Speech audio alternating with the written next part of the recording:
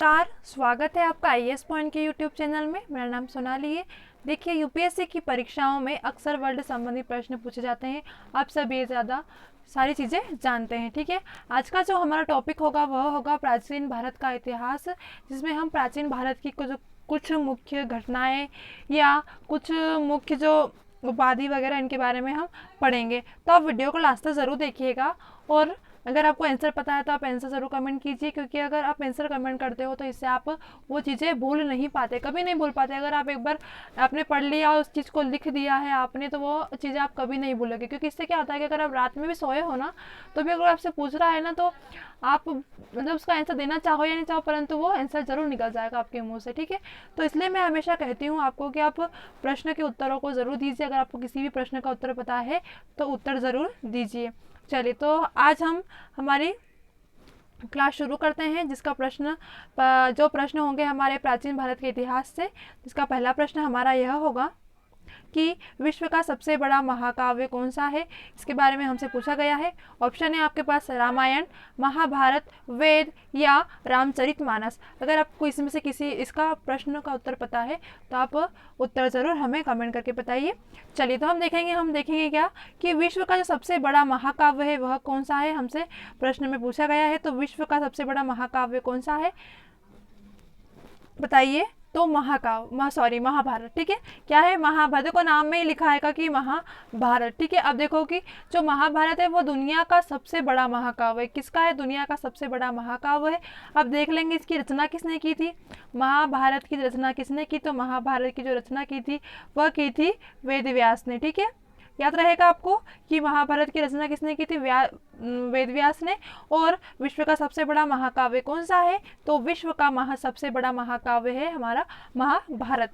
चलिए, अगले प्रश्न पे चलते हैं हम। विक्रमशिला विश्वविद्यालय किस गांव में है, मतलब कि किस गांव में था। ऑप्शन देखेंगे हम, अंतिचक, बसार, चंदीमानु या इसमें से कोई नहीं। अगर आपको इसका भी उत्तर पता है तो आप उत्तर हमें ज़रूर बताइए। चलिए, हम देख लेंगे कि विक्रमशिला जो विश्वविद्यालय है वह किस गांव में है। तो देखो, जो विक्रमशिला विश्वविद्यालय है ना, यह प्राचीन भारत का एक श्रेष्ठ विश्वविद्यालय था। कब का था? प्राचीन भारत का क्या था? सबसे श्रेष्ठ विद्यालय था। इसके साथ साथ और मैम, तो इसकी स्थापना पाल राजा धर्मपाल ने की थी। किसने की थी? धर्मपाल, जो कि पाल वंश के राजा थे। धर्मपाल राजा ने क्या की थी? जो विक्रमशिला विश्वविद्यालय है इसकी क्या की थी? स्थापना की थी, ठीक है। अब देखो, इसकी स्थापना की थी। हमसे क्या बोला गया था? मतलब कि अभी नहीं है, ठीक है। अभी नहीं है तो इसे मतलब क्यों नहीं है? तो देखो कि क्या हुआ था, इसे जो बख्तियार नाम के बख्तियार खिलजी थे, इन्होंने क्या कर दिया था? इसे नष्ट कर दिया था। किसे? जो विक्रमशिला विश्वविद्यालय, इसको नष्ट कर दिया था। स्थापना किसने की? धर्मपाल जी ने की थी। यह पाल वंश के राजा थे। और नष्ट किसने कर दिया? तो बख्तियार खिलजी ने इसे नष्ट कर दिया था, ठीक है। तो हमसे क्वेश्चन क्या पूछा गया है? विक्रम जो शिला विश्वविद्यालय यह किस गांव में है? तो देखो कि यह अंतिचक गांव में है, ठीक है। ऑप्शन नंबर है आपका सही हो जाएगा। अगले प्रश्न की ओर चलते हैं हम। अगला प्रश्न है, महायान बौद्ध धर्म ग्रंथों में भविष्य बोध किसे कहा गया है। क्या भविष्य बोध किसे कहा गया है, ऐसा पूछा गया है हमसे। ऑप्शन देखेंगे हम, क्रकुचंद, अमिताभ, मैत्रेय या कनक मुनि को। चलिए, तो हम देख लेंगे कि जो बौद्ध धर्म के जो महायान जो पंथ है उसकी पुस्तक में भविष्य में जो है ना, वो शाक्य मुनि बौद्ध के उत्तराधिकारी मैत्रेय को बताया। किसको? मैत्रेय। यह कौन थे? मैत्रेय कौन है? तो यह शाक्य मुनि बौद्ध के उत्तराधिकारी होते हैं। कौन होते हैं? जो शाक्य मुनि होते हैं ना, शाक्य मुनि बौद्ध धर्म में क्या होते हैं? उत्तराधिकारी, जो कि मैत्रेय होते हैं। उन्हें क्या कहा जाता है? तो उन्हें भविष्य बोध कहा जाता है। क्या कहा जाता है? भविष्य बोध कहा जाता है। मतलब कि इसका ऑप्शन नंबर सी आपका सही हो जाएगा। अगले प्रश्न की ओर चलते हैं हम। अगला प्रश्न है हमारा, किन दो वंशों ने राष्ट्रकूटों के साथ उत्तर भारत का राज्य संभाला, ठीक है। कहाँ का? उत्तर भारत का क्या है? राज्य संभाला था। कौन से वंश थे? जो राजपूतों के वंश थे, ठीक है। उनके साथ क्या करा था? उत्तर भारत का राज्य संभाला था। ऑप्शन देखेंगे, प्रतिहार और परमार, प्रतिहार और चंदेल, प्रतिहार और चोल, प्रतिहार और पोल। अगर आपको इसका उत्तर पता है तो आंसर जरूर कमेंट। अब देखो, प्रतिहार तो हो गया, इसके साथ कौन थे? परमार थे, चंदेल थे, चोल या थे या पोल थे, ठीक है। हाँ, तो चलिए देखते हैं हम इसके बारे में। तो 8वीं सदी के जो राजपूत काल में, कौन सदी थी? 8वीं सदी, ठीक है। 8वीं सदी के जो राजपूत काल था उसमें भारत के 3 वंश प्रमुख थे। कितने थे? 3 वंश क्या थे? प्रमुख थे, जो कि काय के थे? भारत के थे। अब देखो भारत के कौन कौन थे? उत्तर भारत में गुर्जर प्रतिहार, ठीक है, एक तो ये हो गए। उसके बाद बंगाल में पाल वंश तथा ढक्कन में राष्ट्रकूट वंश था, ठीक है। कौन सा? राष्ट्रकूट वंश था। अब इसके बीच क्या था कि जब 2 वंशों का राजकूटों के साथ जब भारत में संभाला था, तो वो किस किसने? तो वो प्रतिहार और पोल, जो कि पोल वंश थे, उन लोगों ने संभाला था, ठीक है, भारत का राज्य। तो इसका सही उत्तर क्या हो जाएगा? ऑप्शन नंबर डी आपका सही हो जाएगा। यानी कि प्रतिहार और जो पोल थे उन्होंने क्या किया था? तो उन्होंने राजकूटों के साथ उत्तर भारत का राज्य संभाला था। चलिए अगले प्रश्न की ओर चलते हैं हम। अगला प्रश्न है हमारा, कौन सा वंश ब्रह्म क्षत्रिय वंश कहलाता है? इंपॉर्टेंट प्रश्न है आपके लिए कि ब्रह्म क्षत्रिय वंश कौन सा कहलाता है। ऑप्शन देखेंगे हम, सेन, पाल, प्रतिहार या चालुक्य। अब चलिए देख लेंगे हम, जो सेन वंश है ना, यह ब्रह्म क्षत्रिय वंश कहलाता है। कौन सा? मतलब कि ऑप्शन नंबर ए। अच्छा मैम, इसके बारे में और जानकारी तो देखो कि जो सेन वंश है ना, यह ब्रह्म क्षत्रिय वंश तो कहलाता है, परंतु यह बंगाल का एक वंश था। कहाँ का था यह वंश? कहाँ का था? तो यह वंश बंगाल का एक वंश था। इसकी स्थापना सामंत सेन ने की थी। स्थापना किसने की थी वो भी नोट कर लीजिएगा। स्थापना की थी सामंत, लिख देती हूँ मैं आपको, सामंत सेन ने, ठीक है। किसकी स्थापना की थी? सेन वंश की स्थापना की थी। तथा यह 11वीं और 12वीं सदी में, मतलब 11वीं और 12वीं सदी का था। काय का था? 11वीं और 12वीं सदी के, ठीक है। चलिए, तो इस प्रश्न से हमको क्या मिला है कि जो वंश ब्रह्म क्षत्रिय वंश, मतलब कि कौन सा वंश है जो ब्रह्म क्षत्रिय वंश? तो सेन वंश है। अब यह कहाँ का था? तो यह बंगाल का वंश था। कहाँ का? बंगाल का वंश था, ठीक है। इसकी स्थापना किसने की? तो स्थापना की थी सामंत सेन जी ने। कब की थी? 11वीं और 12वीं शताब्दी में। चलिए, आपको समझ आ ही गया होगा। अगले प्रश्न की ओर चलते हैं हम। अगला प्रश्न है हमारा, परम सौगत की उपाधि किसने धारण की? ठीक है, ऑप्शन देखेंगे, राज्यवर्धन, हर्षवर्धन, प्रभाकर वर्धन या इसमें से कोई नहीं। अब देखो कि जो परम, इसके बारे में देखो, जो परम सौगत की जो उपाधि थी ना, वह राज्यवर्धन ने धारण की थी। राज्यवर्धन की, जो राज्यवर्धन है मतलब कि कौन? जो कि हर्ष की बहन राजश्री, पति मतलब जिसके वर्धन, जो मतलब कि वर्धन के राजा थे, ठीक है। कौन थे? राज्यवर्धन, मतलब कि ऑप्शन नंबर ए आपका सही हो जाएगा। अब देखो कि धारण की थी, मतलब कि उपाधि किसकी? परम सौगत की। तो जो राज्यवर्धन ने धारण तो किया। अभी देखो इनकी मृत्यु, तो इनकी जो मृत्यु के मतलब हत्या हुई थी ना, इनकी हत्या कर दी गई थी। किसने की थी? वह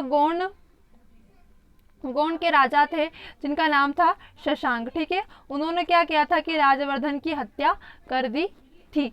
अभी राज्यवर्धन कौन थे? तो वंश, जो वर्धन वंश के क्या थे? यह राजा थे। चलिए अगले प्रश्न की ओर चलते हैं हम। अगला प्रश्न है, किस सातवाहन राजा ने सर्वप्रथम राजा के नाम के सिक्के जारी किए थे? ऑप्शन देखेंगे हम, शातकर्णी प्रथम, ऑप्शन नंबर बी है आपका गौतमी पुत्र शातकर्णी, ऑप्शन नंबर सी है आपका यज्ञश्री शातकर्णी या हाल, ठीक है। चलिए, तो हम देखेंगे कि जो सात वंश है ना, वो आंध्र प्रदेश में राज्य करने वाला, मतलब कि जो राज करने वाला प्राचीन ब्राह्मण वंश था। कहाँ का था यह? तो यह था आंध्र प्रदेश का, ठीक है। सात दिख नहीं रहा है कहाँ, हाँ, सातवाहन कहाँ का था? तो यह था आंध्र प्रदेश का। चलिए, दिख गया होगा।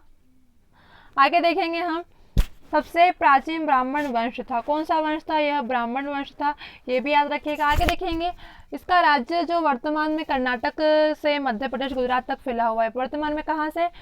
कर्नाटक से मध्य प्रदेश गुजरात तक फैला हुआ है। जो शातकर्णी है, प्रथम ने सबसे पहले अपने नाम के सिक्के जारी करवाए थे, यानी कि ऑप्शन नंबर ए आपका सही हो जाएगा। अगले प्रश्न की ओर चलते हैं हम। अगला प्रश्न है हमारा,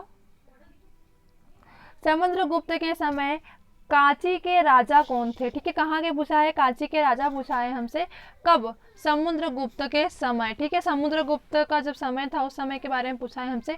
तो देखो, समुद्रगुप्त के समय जो कांची के राजा थे ना, वह ऑप्शन देखो पहले, मस्तिवर्मन, ऑप्शन नंबर बी है आपका मंतराज, ऑप्शन नंबर सी है आपका नीलराज या विष्णुगोप। चलिए, अगर आपको आंसर पता है तो आप आंसर जरूर बताइए, फिर हम आगे बढ़ते हैं। समुद्रगुप्त के समय कांची के जो राजा थे वह थे विष्णुगुप्त। कौन थे? विष्णुगुप्त, यानी कि ऑप्शन नंबर डी आपका सही हो जाएगा। अब देखो विष्णुगुप्त जिसका उल्लेख इलाहाबाद स्तंभ शिलालेख में मिला है। कहाँ पे मिला है? इलाहाबाद। इलाहाबाद में क्या है? इलाहाबाद में एक स्तंभ है, वहां पर शिलालेख में मिला है। किसका वर्णन मिला है? विष्णुगुप्त का। ठीक है, विष्णुगुप्त का वर्णन मिला है। विष्णुगुप्त पल्लव वंश के राजा थे। यह कौन थे? तो यह थे पल्लव वंश के राजा। ठीक है, इतनी जानकारी आपके लिए सही रहेगी। तो हमसे पूछा है समुद्रगुप्त के समय कांची का राजा कौन था? तो समुद्रगुप्त का जब समय था उस समय विष्णुगुप्त थे। यह पल्लव वंश के राजा थे तथा इसका जो उल्लेख है वो इलाहाबाद स्तंभ शिलालेख में भी है। चलिए अगले प्रश्न की ओर चलते हैं हम। अगला प्रश्न है हमारा, 4 अश्वमेध यज्ञों का आयोजन किस राजा ने किया था? ऑप्शन देखेंगे हम, हस्तिवर्मन। ऑप्शन नंबर बी है आपका Samudragupta. Option number C Pushyamitra Shunga. Option number D है आपका प्रवरसेन प्रथम। चलिए तो हम जानेंगे कि जो अश्वमेध यज्ञों का आयोजन है ना वह किस राजा ने किया था। तो इसका सही उत्तर आ जाएगा जो प्रवरसेन प्रथम। इन्होंने क्या कहा था? ये जो अब देखो प्रवरसेन के बारे में पहले जान लेंगे हम।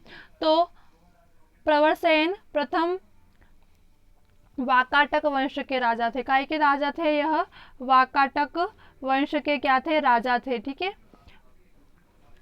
आगे देखेंगे वाकाटक दक्षिण भारत के में राज्य करने वाला ब्राह्मण राज्य वंश था जिसमें 3री शताब्दी से 5वीं शताब्दी तक राज्य किया था। कब से? 3री शताब्दी से 5वीं शताब्दी तक राज्य किया था। इस वंश की स्थापना विद्य शक्ति ने की थी। किसकी स्थापना? इस वंश की जो स्थापना की थी वह किसने की थी? तो विद्य शक्ति ने इसकी स्थापना की थी। ये राजा गुप्त राजाओं के समकालीन थे। एक बार और रिपीट कर देती हूँ। प्रवरसेन प्रथम वाकाटक वंश के राजा थे। वाकाटक दक्षिण भारत में राज्य से लगा ब्राह्मण राजवंश था जिसमें 3री शताब्दी से 5वीं शताब्दी तक राज्य किया था। इस वंश की जो स्थापना है वह विंध्य शक्ति ने की थी। आगे देखेंगे ये राजा गुप्त राजाओं के समकालीन थे।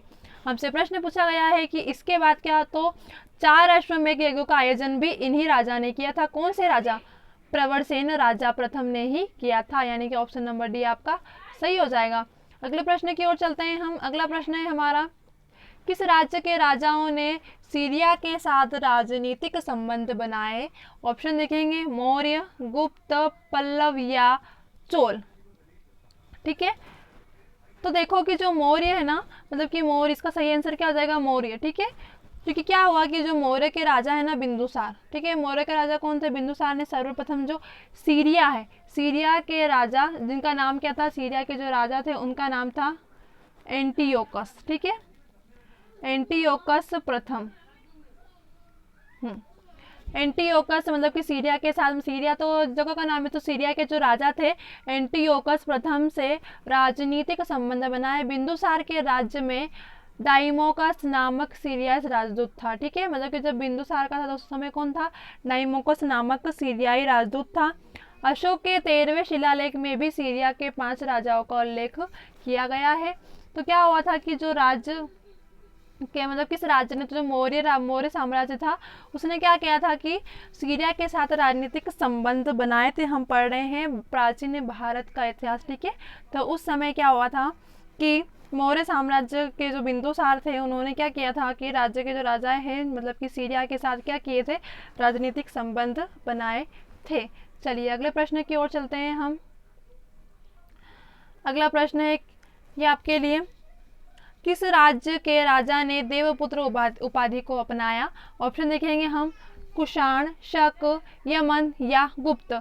चलिए इसका आपको आंसर देना है कमेंट बॉक्स में, तो आप इसका आंसर कमेंट बॉक्स में ज़रूर दीजिए। बाकी मिलते हैं हम अगली क्लास में, तब तक के लिए आपको बेस्ट ऑफ लक। इसके साथ आप हमें ज़रूर बताइए कि आज का हमारा क्लास आपको कैसा लगा। ठीक है, जब तक के लिए बेस्ट ऑफ लक।